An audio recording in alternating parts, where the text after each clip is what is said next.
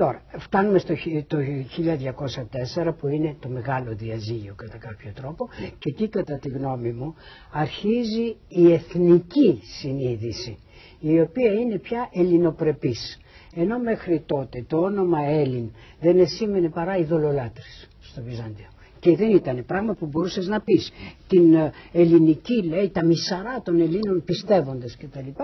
Οπότε από αυτή τη στιγμή και έπειτα λέει το περίφημο, αρχίζει ο Ακροπολίτης αν θυμάμαι καλά, ότι μιλάει για έθνος ελληνικών. Και ο πλήθωνας στο Ιστρό, Έλληνες εσμέν με το γένος κτλ. Την καταγωγή και όλα αυτά. Από εκεί ίσως από το 1204 αρχίζει η νεότερη ιστορία, η νεοελληνική ιστορία κατά κάποιο τρόπο και η οποία είναι βασισμένη σε ένα αντικαθολικό πνεύμα. Το πρώτο. Όταν βεβαίως έρχονται σιγά σιγά και τα τουρκομανικά φύλλα από την Ανατολή και καταλύουν την αρχή τη Βυζαντινή στην Μικρασία μάλιστα, τότε αρχίζει και ο πόλεμος εναντίον των Τούρκων.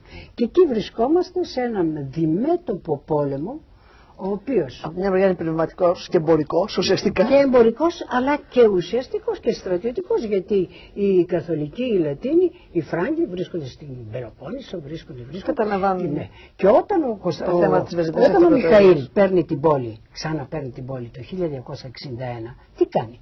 Κάνει τον αετό δικέφαλο. Όλοι νομίζουμε σήμερα ότι ο δικέφαλος αετός ήταν πάντοτε ο δικέφαλος. Αφορούσε τις δύο, την Ευρώπη και την Ασία. Έτσι. Ο αετός, ο Βυζαντινός, ο πραγματικός, ο αυτοκρατορικός, είναι ο μονοκέφαλος ρωμαϊκός αετός. Ο δικέφαλος γίνεται από τον Μιχαήλ, γιατί έχει πάρει την Ανατολή και τώρα έχει για θέμα να πάρει και την Ευρώπη.